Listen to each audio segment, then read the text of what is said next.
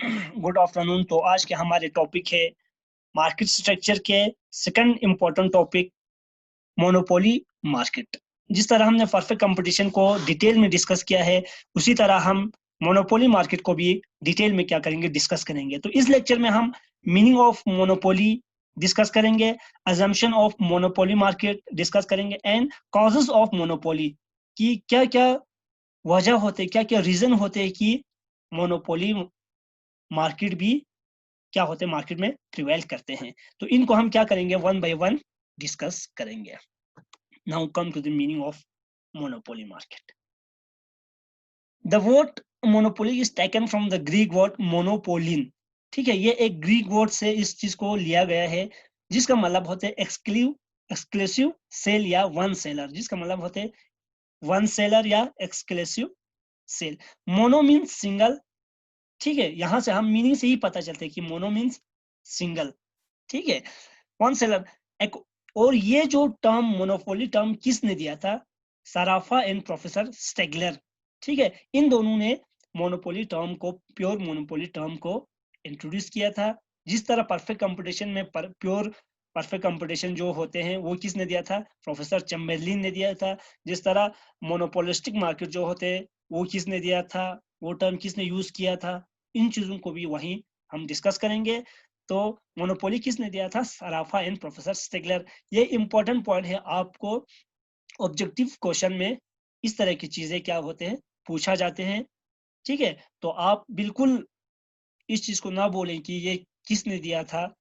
ठीक है, किस ऑथर ने कौन से मार्केट को के बारे में, मार्केट का वर्ड्स यूज किया था। ठीक है, तो आप इसको सबके नाम याद रखना। ठीक है, जब आप इस चीज को भूल जाएंगे तो आप वहां पे कंफ्यूजन होंगे कब, ऑब्जेक्टिव क्वेश्चन पेपर सॉल्व करते समय। ठीक है, अकॉर्डिंग टू क्वेश्चनिस्ट कहते हैं कि monopoly is a market situation in which there is a single seller. तो वहां पे जहां पे सिंगल सेलर होता है, वहां पे उस चीज को हम क्या बोलते हैं, मोनोपोली बोलते हैं। According to questionist there is no close substitute. तो गुड्स, वहां पे जितने भी गुड्स, जिस तरह परफेक्ट कंपटीशन में हमने पढ़ा था कि वहां पे क्लोज सब्स्टिट्यूट अवेलेबल होते हैं। ठीक है, एक होमोजेनस प्रोडक्ट होते हैं जहां पे कलर में, साइज में, शेप में, वेट में, ठीक है, क्वालिटी में, सब में ये क्या होते हैं, सेम होते हैं। तो उसने हम वहां पे कहते हैं होमोजेनस प्रोडक्ट। बट मोनोपोली में ये चीजें नहीं होते हैं और एक गुड्स का कोई सब्स्टिट्यूट अवेलेबल नहीं होते। There are no barrier to entry. ठीक है, sorry, there are barrier to entry. यहाँ पे कोई एंट्री और एग्जिट फॉर्म इस तरह का कोई सीन नहीं होते हैं। तो यहाँ पे इस चीज को आप क्या कर सकते हैं, क्रॉस मारो। ठीक है, सॉरी फॉर मिस्टेक। ठीक है, तो अकॉर्डिंग टू क्वेश्चनिस ये मीनिंग दिया हुआ है। तो ये है मोनोपोली का मीनिंग। इसके बाद अब हम डिस्कस करेंगे assumption of monopoly market, one by one हम इनको डिस्कस करेंगे। So first feature is one seller and large number of buyer. ठीक है, परफेक्ट कंपटीशन मार्केट में हमने पढ़ा था large number of buyer and large number of seller, but different is here that here only one seller. ठीक है, तो यहाँ पे जो गुड्स सेल कर रहे हैं वहां पे सेलर सिर्फ एक ही होते हैं, one seller and large number buyer. The monopoly firm is the only firm, it is an industry but, ठीक है, ये एक ही फॉर्म होते हैं या एक ही इंडस्ट्री होते हैं, but the number of buyer is assumed to be large. बट यहाँ पे उस प्रोडक्ट को कंज्यूम करने वाला बहुत सारे कंज्यूमर होते हैं। ठीक है, और another second assumption of the monopoly market is no close substitute. तो यहाँ पे प्रोडक्ट जो बनते हैं उसका कोई क्लोज सब्स्टिट्यूट अवेलेबल नहीं होते हैं। ठीक है, तो जहां पे क्लोज सब्स्टिट्यूट अवेलेबल नहीं होंगे तो एक ही इंडस्ट्रीज का, एक ही फर्म का पूरे प्रोसेस के ऊपर या पूरे प्राइस कंट्रोल हो या सप्लाई ऑफ क्वांटिटी हो, उसके ऊपर पूरा कंट्रोल रहते हैं। ठीक है, किसकी वजह से, नो क्लोज सब्स्टिट्यूट की वजह से। So that the cross elasticity of demand between the product of the monopolist की जो अलग अलग क्या होते हैं, प्रोडक्ट अवेलेबल होते हैं जो कि एक दूसरे का क्लोज सब्स्टिट्यूट नहीं होते हैं। ठीक है, तो cross elasticity of the product of the monopolist and other must be negligible या जीरो, तो क्रॉस इलास्टिसिटी हमेशा क्या रहते हैं, जीरो या नेग्लिजिबल होते हैं। अब यहाँ पे क्रॉस इलास्टिसिटी क्या होते हैं, ठीक है, this Y commodity divided by X commodity, for example this is X commodity, ठीक है, इसकी प्राइस बढ़ने से इसकी ऊपर कितना इफेक्ट पड़ रहा है, ठीक है, इस चीज को हम बोलते हैं क्रॉस इलास्टिसिटी, ठीक है। बट मोनोपोली में ये वाला सीन, इसकी प्राइस बढ़ने से इसके ऊपर कोई इफेक्ट नहीं पड़ते हैं, ठीक है, ये है क्रॉस इलास्टिसिटी, तो इसके ऊपर कोई इफेक्ट नहीं पड़ते हैं। इसका मतलब है यहाँ पे क्रॉस इलास्टिसिटी क्या रहते हैं, जीरो रहते हैं, ठीक है। परफेक्ट कंपटीशन में हमने पढ़ा था कि वहां पे सब्स्टिट्यूट अवेलेबल होते हैं, इसीलिए क्रॉस इलास्टिसिटी हमेशा इन्फिनाइट रहते हैं, ठीक है। इन्फिनाइट इसलिए रहते हैं कि इसमें पॉइंट कुछ मतलब परसेंट कुछ भी चेंजेस आते हैं तो 100% इसके ऊपर क्या करते हैं, इफेक्ट करते हैं, ठीक है। तो इसीलिए इसका क्रॉस इलास्टिसिटी हमेशा इन्फिनाइट आते हैं, और मोनोपोली के क्या आते हैं, मोनोपोली का आते हैं जीरो या नेग्लिजिबल आते हैं, ठीक है। तो this is the second assumption of monopoly market. Now third assumption of monopoly market is restriction on barrier and exit of the firm in the industry, ठीक है। तो इस इंडस्ट्री के अंदर एक ही फॉर्म आते हैं, ठीक है, तो इसका मतलब कि यहाँ पे ना कोई एंट्री होता है, ना यही एग्जिस्टिंग फॉर्म एग्जिट भी कर सकते हैं, ठीक है। तो यहाँ पे टोटली रिस्ट्रिक्शन होते हैं, entry of form and exit of form, even when the form is making abnormal profit, चाहे ये एबनॉर्मल प्रॉफिट मींस की हाई लेवल ऑफ प्रॉफिट कमा रहे हो, या नॉर्मल प्रॉफिट कमा रहे हो, या बिल्कुल मतलब वो कम या लॉसेस में जा रहे हो, तब भी इसी इंडस्ट्रीज को क्या करना होता है, प्रिवेल करना होता है, इसी इंडस्ट्रीज को क्या करना, ऑपरेट करते हैं, ठीक है। तो जनरली मोनोपोली में कोई नॉर्मल प्रॉफिट या कोई लॉस नहीं होते हैं, बल्कि खाली एब नॉर्मल प्रॉफिट ही या सुपर नॉर्मल प्रॉफिट ही अटेन करते हैं, ठीक है। इसके बाद monopoly is also an industry, एक मोनोपोली फॉर्म जो होते हैं ये फॉर्म भी होते हैं और एक इंडस्ट्रीज भी होते हैं, क्योंकि इसके अंदर और कोई फॉर्म नहीं होते हैं, ठीक है। तो इसको हम एक पर्टिकुलर एक इंडस्ट्रीज भी क्या कहते हैं, there is the only one firm which constitute the industry, चाहे आप इसको इंडस्ट्रीज भी कह सकते हैं या फॉर्म भी कह सकते हैं। Difference between the firm and industry come to an end, तो यहाँ पे मोनोपोली में ये जो डिफरेंसेस परफेक्ट कंपटीशन में होते हैं कि फॉर्म कुछ छोटा छोटा यूनिट होते हैं, जब इन सबको हम कंबाइन करते हैं तो एक इंडस्ट्री बनते हैं, वो वहां पे हमने पढ़ा था। बट यहाँ पे फॉर्म और इंडस्ट्रीज में कोई डिफरेंसेस नहीं होते, इसी फॉर्म को हम इंडस्ट्रीज के नाम से भी जाने जाते हैं, ठीक है। तो यहाँ पे इंडस्ट्रीज और फॉर्म में कोई डिफरेंसेस नहीं आते, इसी फॉर्म को हम इंडस्ट्रीज भी कहते हैं, ठीक है। अब this is the I think fifth assumption of indifference cow. Firm is a price taker under monopoly market. अब देखो, हमने जब परफेक्ट कंपटीशन पढ़ रहे थे तो वहां पे firm is a price taker थे, टेकर मींस की इंडस्ट्री प्राइस बनाते थे, ठीक है। इसके बाद फर्म अपने इसी प्राइस के ऊपर मार्केट में क्या करते हैं, सेल करते हैं, मींस की ये प्राइस टेकर होते हैं, किसमें, परफेक्ट कंपटीशन में। बट मोनोपोली में फर्म क्या होते हैं, प्राइस मेकर होते हैं, क्योंकि ये खुद एक इंडस्ट्री होते हैं, तो एक इंडस्ट्री होने से अपने प्राइस को ये खुद बनाते हैं, ठीक है, अपने आउटपुट को खुद बनाते हैं, कितना सेल करने हैं, कितना नहीं करने हैं, इसका प्राइस कितना सेटअप करने हैं, वो सब खुद फर्म ही डिसाइड करते हैं, ठीक है।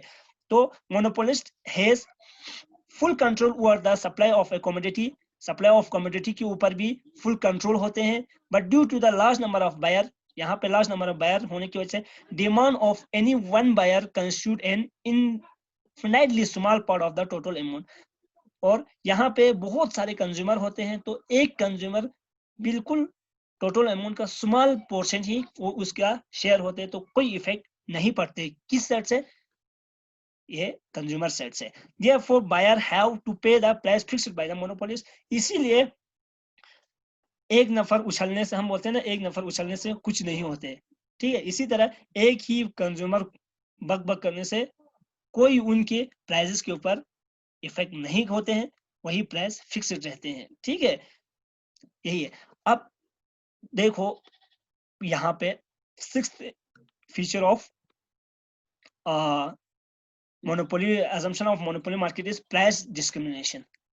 तो हमेशा क्या करते हैं कि मोनोपोलिस्ट प्राइजेस को अपने हिसाब से, ठीक है, कुछ मार्केट में हाई प्राइस पे बढ़ते हैं, कुछ मार्केट में लो प्राइस पे मार्केट बेचते हैं, या कुछ कंट्रीज में इसको लो प्राइस पे सेल करते हैं, कुछ कंट्रीज में हाई प्राइस पे सेल करते हैं, या कुछ कंज्यूमर को, ये एक जो सेलर होते हैं, ये एक सेलर कुछ कंज्यूमर को सस्ते दाम पे बेचते हैं, कुछ कंज्यूमर को बहुत महंगा बेचते हैं। ठीक है, जैसे कि एक डॉक्टर है, एक डॉक्टर गरीब पेशेंट की से फीस बहुत कम लेते हैं या बिल्कुल ना लेते हैं, एक रिच पर्सन से बिल्कुल हाई क्या लेते हैं, इसका फीस लेते हैं। ठीक है, तो यहाँ पे प्राइस डिस्क्रिमिनेशन होते हैं।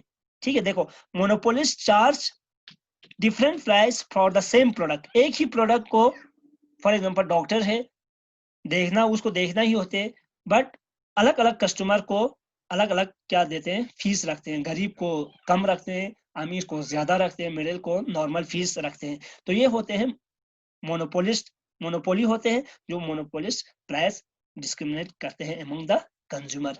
ठीक है, एब्सेंस ऑफ सप्लाई कर्व, जिस तरह हमने परफेक्ट कंपटीशन में पढ़ा था कि ये है एमसी, ठीक है, और ये है हमारे एमआर, ठीक, और ये है हमारे एवीसी। ठीक है, तो यहां से लेकर इस चीज को हम क्या बोलते हैं, सप्लाई कर्व कहते हैं। बट मोनोपोली में कोई सप्लाई कर्व नहीं होते, क्योंकि ये अपने हिसाब से अपना मनमानी या मनमर्जी करते हैं। तो यहाँ पे कोई supply curve, proper supply curve नहीं बनते हैं।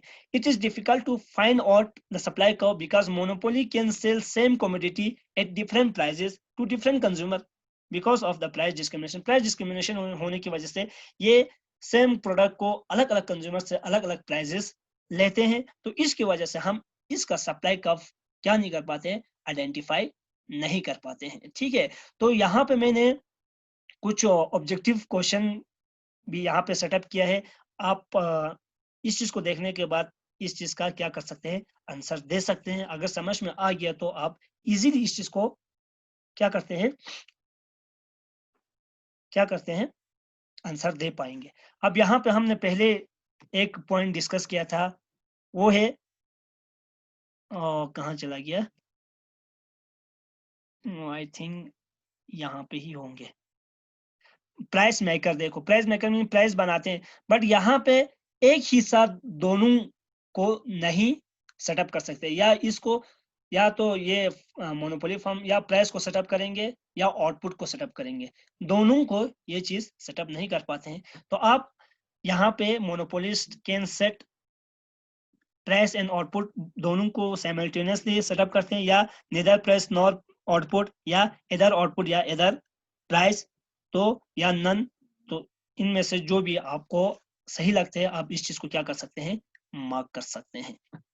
ठीक है, now come to the last sub part of this lecture is source या कॉजेस ऑफ मोनोपोली। हम इनको वन बाय वन क्या करेंगे, डिस्कस करेंगे। ठीक है, तो कुछ इंपॉर्टेंट कॉजेस है जो कि मोनोपोली प्रोवाइड करते हैं हमारे मार्केट में। फर्स्ट इज पैटर्न या कॉपीराइट। ठीक है, एक प्रोडक्ट जो होते हैं, ठीक है, किसी ने कुछ प्रोडक्ट को इन्वेंशन किया, उसके ऊपर गवर्नमेंट पैटर्न राइट देते हैं, मींस कि उसी कंज्यूमर को उसी मतलब वो सेल करने का ही राइट होते हैं, और कोई मतलब इस चीज को कॉपी नहीं कर सकते हैं। खाली वही कंज्यूमर क्या करते हैं, उसको प्रोडक्ट को सेल करते हैं मार्केट में। तो जब एक मार्केट में, ठीक है, एक गुड्स को किसी को पैटर्न मिल जाते हैं, पैटर्न राइट मिल जाते हैं या कॉपी राइट मिल जाते हैं, तो कोई तो उस चीज को बना सकते हैं ना सेल कर सकते हैं। ठीक है, तो वो खुद का क्या एक हो जाते हैं, मोनोपोली राइट बन जाते हैं। ठीक है, अपने हिसाब से प्राइस सेटअप करते हैं। ठीक है, तो ये होते हैं एक कॉजेस ऑफ मोनोपोली, तब मोनोपोली फॉर्म कर सकते हैं। Control over essential raw material, for example एक ही रीजन में बहुत फॉर एग्जांपल लद्दाख की एग्जांपल हम लेंगे, लद्दाख में यूरेनियम लद्दाख में ही फॉर एग्जांपल निकलते हैं, ठीक है। तो लद्दाख गवर्नमेंट क्या करेंगे, इसके ऊपर अपना मोनोपोली राइट बनाएंगे, अपना क्या करेंगे, प्राइस सेटअप करेंगे। जैसे कि मिडिल ईस्ट कंट्रीज में जो पेट्रोल निकलते हैं, ठीक है, पूरे वर्ल्ड में इन्हीं का रूल इसके ऊपर क्या चलते हैं, कंट्रोल इन्हीं के ऊपर ही कंट्रोल होते हैं, क्योंकि अदर कंट्रीज में, other part of the world में कोई मतलब वो ऐसा पेट्रोल नहीं निकलते हैं। तो फुल कंट्रोल नॉर्थ ये मिडिल ईस्ट कंट्रीज का ही रहते हैं। तो वो अपने हिसाब से क्या करते हैं, प्राइस सेटअप करते हैं या आउटपुट सेटअप करते हैं, ठीक है। तो एक एसेंशियल रॉ मटेरियल ही जिसके पास होते हैं वही मोनोपोली बन जाते हैं, या grant of franchise by the government, या कुछ लोगों को या कुछ कंपनीज को गवर्नमेंट मतलब वो एक ऑर्डर देते हैं कि ये खाली यही कंपनी ही क्या करते हैं, सेल कर सकते हैं, ठीक है। बाकी दूसरे जो कंपनी होते हैं उनको गवर्नमेंट परमिशन नहीं देते हैं, ठीक है। जिसको परमिशन देते हैं वो अपने हिसाब से इस चीज को क्या करते हैं, सेटअप करते हैं, ठीक है, इस चीज को ऑपरेट करते हैं। तब मोनोपोली पावर बन जाते हैं और प्राइस डिस्क्रिमिनेशन करना स्टार्ट कर देते हैं, ठीक है। तो ये थे 3 पॉइंट। इसके बाद कुछ और 2 पॉइंट हम क्या करेंगे, डिस्कस करेंगे। इकोनॉमीज ऑफ स्केल, ये भी एक इंपॉर्टेंट फैक्टर है जो कि कॉजेस ऑफ मोनोपोली के लिए। इकोनॉमीज ऑफ स्केल क्या होते हैं, इकोनॉमीज ऑफ स्केल होते हैं कि जब एक फर्म एक गुड्स को प्रोड्यूस कर रहा है, ठीक है, प्रोड्यूस कर रहे हैं, वो मिनिमम से मिनिमम एवरेज कॉस्ट के ऊपर प्रोड्यूस कर रहे हैं। फॉर एग्जांपल बहुत सारे कंपनीज टीवी को क्या कर रहे हैं, प्रोड्यूस कर रहे हैं, ठीक है, बट इनका कॉस्ट बन रहा है हर मतलब जो कंपनी होते हैं सब, फॉर एग्जांपल एक टीवी प्रोड्यूस करने में 10,000 खर्च करते हैं, ठीक है, उनके ऐसी एवरेज कॉस्ट बनते हैं 10,000।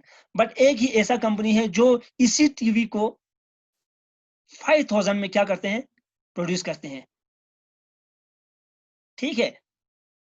मींस की इकोनॉमीज ऑफ स्केल किसको कहेंगे, या 10,000 को कहेंगे या 5,000 को कहेंगे, 5,000 को, ठीक है। तो ये होते हैं नेचुरल मोनोपोली, या अपने मेहनत से कम यूनिट पे ज्यादा से ज्यादा क्या कर रहे हैं, आउटपुट को प्रोड्यूस कर रहा है। तो that's we call economies of scale कहते हैं। या एडवर्टाइजमेंट एंड ब्रांड लॉयल्टी, जैसे कि कोका कोला या पेप्सी, ठीक है। तो एक बहुत सारे जैसे कि ये प्यूमा होते हैं, बहुत सारे कंपनीज होते हैं जिसको ब्रांड लॉयल्टी मिला होते हैं एडवर्टाइजमेंट के थ्रू। तो उनको एक मोनोपोली पावर मिल जाते हैं, वो जो मार्केट में ऑपरेट होते हैं, ठीक है। तो ये थे कुछ इंपॉर्टेंट सोर्स ऑफ मोनोपोली, या you can say causes of monopoly. तो यहाँ पे मैंने कुछ एक और क्वेश्चन रखा है, और आपको इसी क्वेश्चन को पढ़ के यहाँ पे जो 4 ऑप्शन है उनमें से एक ऑप्शन को आपको क्या करना है, क्लिक करना है। For example the question is like that, which one of the following is not causes of occurrence of monopoly. इनमें से कौन सा पॉइंट है जो मोनोपोली मार्केट में ऑक्यूरेंस नहीं होते हैं, जैसे कि या पैटर्न रेट, या इकोनॉमीज ऑफ स्केल, या कंट्रोल ओवर आउटपुट, या कंट्रोल ओवर रॉ मटेरियल। तो इनमें से कौन सा है जो मोनोपोली के कॉजेस नहीं है, क्वेश्चन का मतलब यही है, इनमें से कौन सा पॉइंट है जो कॉजेस ऑफ मोनोपोली नहीं है। तो आप इनको देख के यहाँ पे क्या कर सकते हैं, मार्क कर सकते हैं। आप कमेंट सेक्शन में मुझे इन्हीं 2 क्वेश्चन का, जो मैंने एक पहले क्वेश्चन भी सेटअप किया था और ये दूसरा क्वेश्चन है, तो आप उनका मुझे इनबॉक्स में रिप्लाई दीजिए, ताकि मुझे पता चले कि किसको कितना समझ में आ गया। तो ये कुछ इंपॉर्टेंट फैक्टर्स है, सोर्स या कॉजेस ऑफ मोनोपोली। तो इसके बाद हम डिस्कस करेंगे nature of demand and material marginal revenue curve under monopoly. तो डिमांड का नेचर कैसा होते हैं, डिमांड कर्व और मार्जिनल रेवेन्यू का डिमांड कर्व कैसा, मार्जिनल रेवेन्यू का कर्व कैसा आता है, हम इनको 1 by 1 उसमें डिस्कस करेंगे नेक्स्ट अपकमिंग लेक्चर में। ठीक है, तो thank you very much for watching this lecture. Stay tune. Allah Hafiz.